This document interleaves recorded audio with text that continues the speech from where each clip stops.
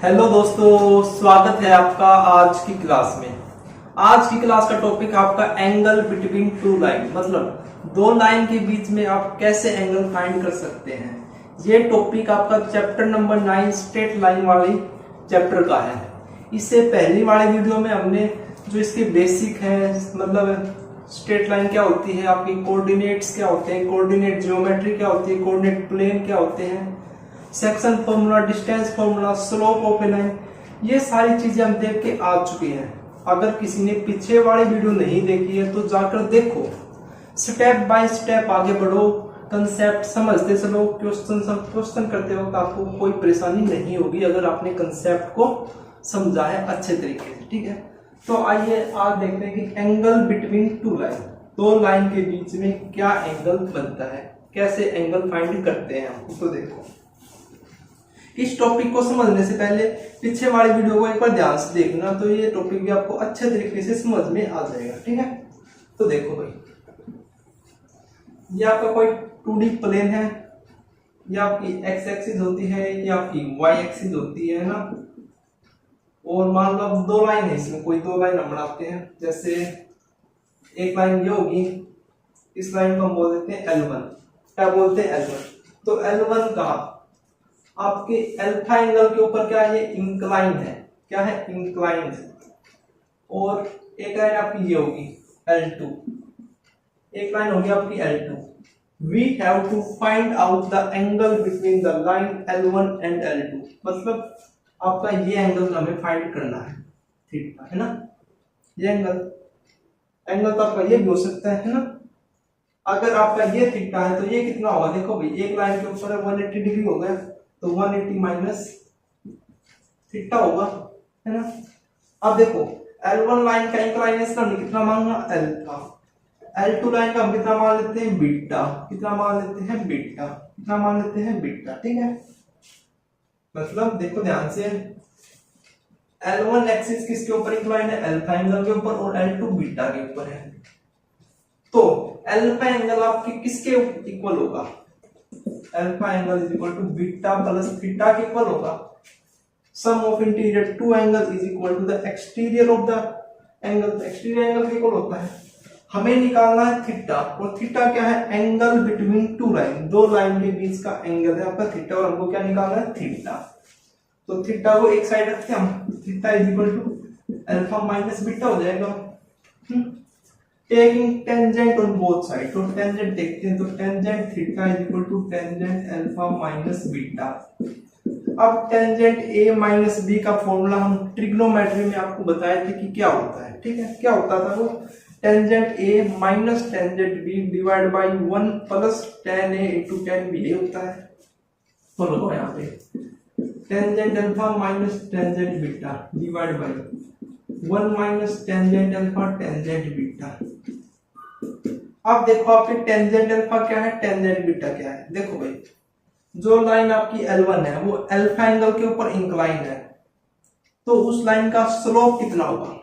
Slope क्या होता है, आपको बताया था ना कि जो आपकी लाइन पॉजिटिव एक्स एक्सिस के साथ एंटी क्लॉकवाइज डायरेक्शन में जितना एंगल बनाती है उसका टेंजेंट क्या होता है, आपका स्लोप। मतलब अगर ये आपकी लाइन L1 है, ये आपकी पॉजिटिव एक्स एक्सिस है, इसके साथ ये आपकी एंटी क्लॉकवाइज डायरेक्शन में जितना एंगल बना रहा है मतलब अल्फा, इसका टेंजेंट मतलब टेंजेंट अल्फा क्या होता है, स्लोप होता है। तो हम इसका स्लोप कितना मानते हैं, m1 is equal to tangent alpha, और इसका m2 is equal to tangent beta हो जाएगा, है ना, L2 लाइन का। तो tangent alpha m1 minus m2 divide by 1 minus m1 m2, ये प्लस आएगा नीचे, है ना। हो गया टेंजेंट थीटा। ये क्या है आपका, टेंजेंट थीटा। क्या आ गया आपका, टेंजेंट थीटा। देखो भाई, अब हमें ये नहीं पता कि इनमें से एक्यूट एंगल कौन सा होगा, ऑब्ट्यूज एंगल कौन सा होगा, है ना। थीटा मतलब 180 माइनस थीटा ये आपका एक्यूट हो सकता है, या ये ओनली थीटा वाला भी एक्यूट हो सकता है। जो एक्यूट एंगल होगा वो आपका कैसा होगा, पॉजिटिव होगा, और ऑब्ट्यूज कैसा होगा आपका, नेगेटिव, जैसा हमने नेचर बताया था आपको, है ना। तो देखो, इससे बचने के लिए कि हम एक्यूट एंगल निकालना है, तो हम क्या कर लेते हैं, टेंजेंट थीटा मतलब इसके बाहर क्या लग लेते हैं, मोड लगा देते हैं। तो m1 minus m2 divide by 1 plus m1 m2, ये क्या आ गया आपका एंगल बिटवीन टू लाइन, दो लाइन के बीच में ये क्या आ गया आपका एंगल। समझे? दोबारा से देखो, एक लाइन आपकी L1 है, एक लाइन L2 है, इन दोनों के बीच का एंगल हमको फाइंड करना, मतलब ये एंगल हमको फाइंड करना। हमने थीटा मान लिया कि वो थीटा है angle. L1 line alpha angle के ऊपर इंक्लाइंड है, L2 लाइन बीटा के ऊपर, तो इनके स्लोप क्या होंगे, m1 is equal to tangent alpha और m2 is equal to tangent beta होगा आपका। क्लियर है यहाँ तक? फिर देखो, फिर आपने देखो इन दोनों का सम आपको बाहर के एंगल के बराबर होता है, तो alpha is equal to beta plus theta होगा। यहाँ से आपने थीटा इस साइड लिया और अल्फा माइनस बीटा आ गया। Taking tangent on both side, यहाँ पे हमने फॉर्मूला लगाया तो हमारे पास ये निकल के आ गया।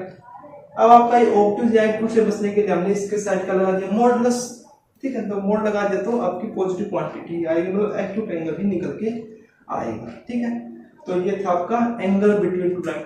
इसके ऊपर कैसे क्वेश्चन पूछे जाते हैं, जैसे आपके पास दो लाइन दे देगा, आपसे बताएगा कि पूछेगा कि क्या एंगल इन दोनों के बीच में क्या एंगल आएगा, या फिर आपके पास देखो m1 दे देगा, एंगल दे देगा, आपसे पूछेगा कि m2 निकालो, है ना।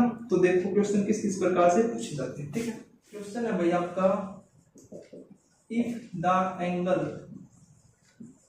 Between two line is pi by 4 and slope of one line is 1 by 2, then find the slope of other line, second line का स्लोप निकालो।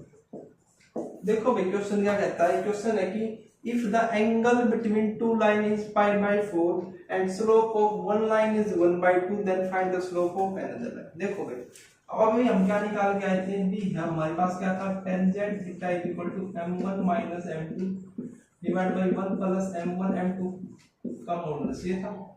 जहां पे आपका m1 क्या है, स्लोप ऑफ फर्स्ट लाइन, और m2 क्या होता था, slope of second line.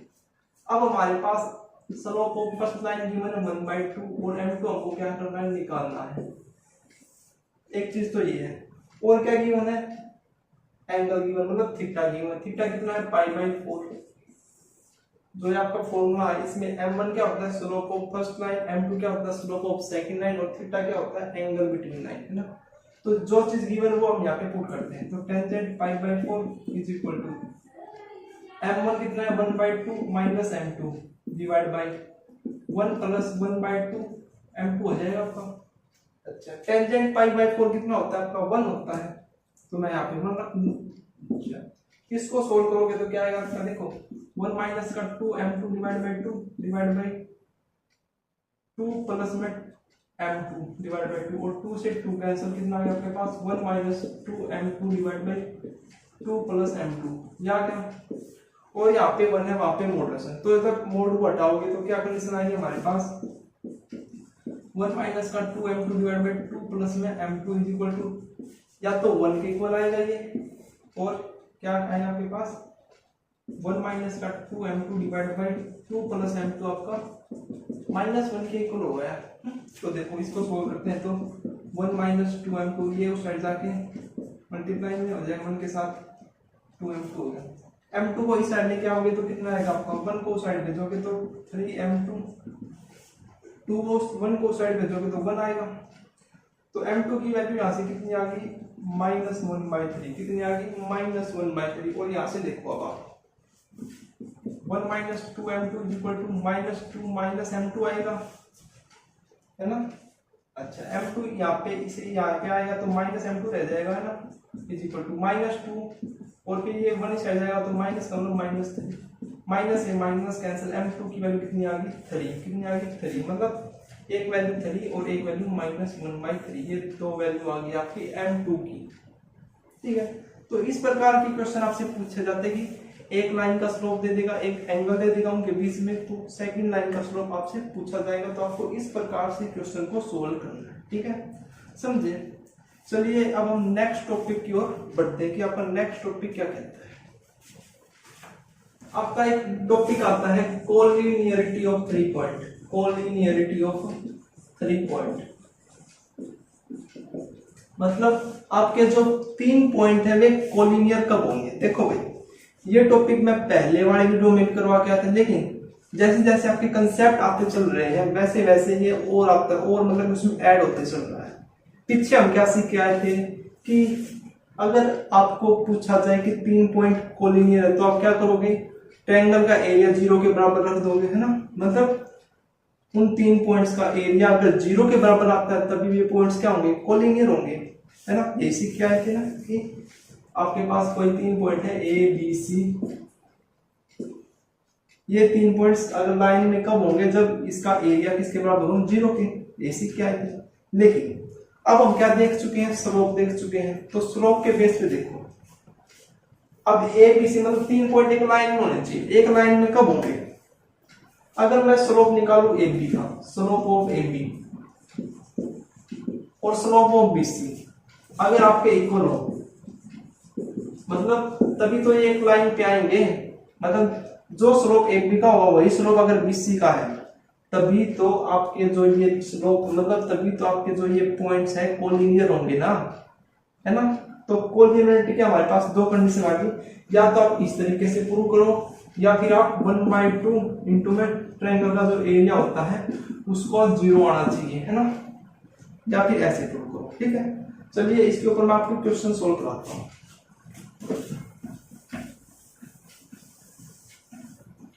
Question है भैया आपका, if points a, 0, 0, b, x, y are collinear, then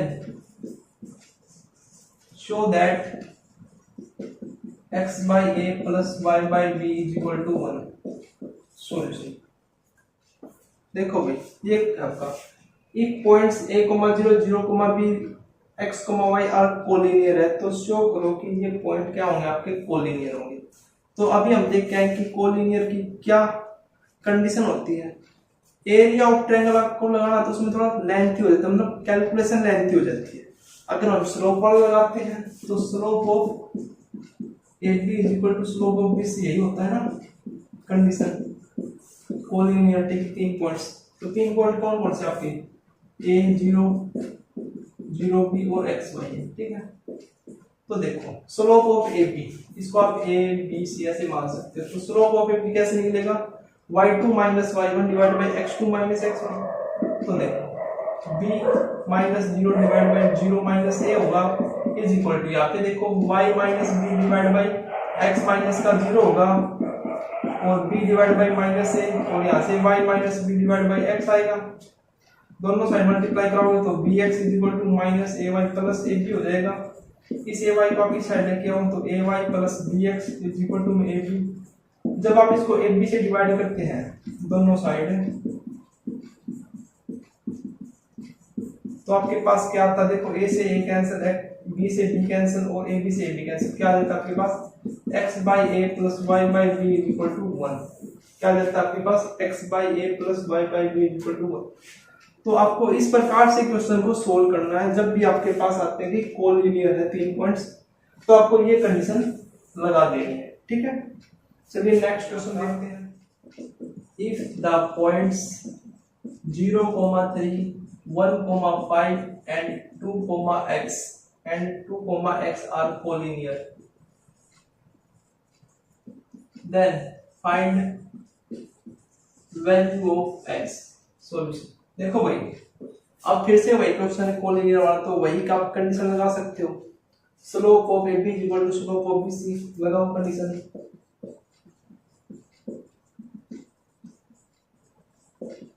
slope of A B 5 minus 3 divide by 1 minus का 0 is equal to x minus 5 divide by 2 minus का 1। 5 minus 3 2 by 1 is equal to x minus 5 by 1। तो यहाँ से आपके पास क्या आ गया, x minus 5 is equal to 2 और x की वैल्यू कितनी आ गई आपके पास 7।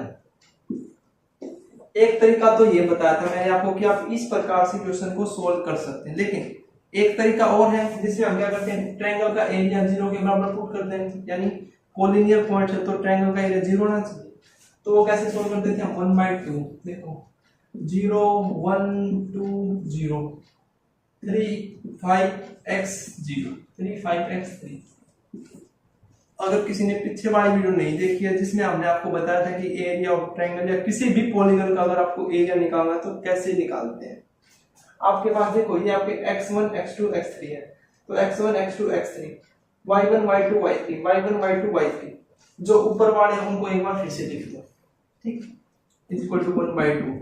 1/2 इसको 0 के बराबर रखेंगे अगर ये पॉलीनियर है तो देखो 1/2 साइड जाके 0 हो जाएगा। इसको सोल्व कैसे करने बताया था मैंने, इसको क्रॉस मल्टीप्लाई करेंगे तो करो 0 × 5 0 प्लस 1 × x प्लस 2 × 3 6। अब देखो जैसे हम ऊपर की साइड मल्टीप्लाई कराएंगे तो सब्ट्रैक्ट का लगेगा साइन, तो 1 × 3 -3 2 × 5 -10 और 0 × x 0, ये किसके बराबर होना चाहिए आपका 0 के बराबर। तो देखो x 6 x प्लस 6 माइनस का 13 इज इक्वल टू 0, तो x 13 में से 6 गया तो -7 इक्वल टू 0 और x की वैल्यू कितनी आ गई आपकी 7। यहाँ पे भी 7 यहाँ पे 7, मतलब कोई भी तरीका अपनाओ आप आंसर आपका क्या आएगा सेम आएगा। तो पॉलीनियरिटी के ये दो मेथड आपको जरूर पता होने चाहिए, ठीक है। तो ये थे आपके आज के टॉपिक। आज हमने क्या सीखा, दो लाइन के बीच में एंगल निकालना सीखा कि how to find out the angle between any two line, और हमने क्या सीखा कि आपके पॉइंट्स अगर पॉलीनियर है तो हमारे पास क्या कंडीशन निकल कर आती है, ठीक है। क्या सीखा हमने, देखो दोबारा से एक बार,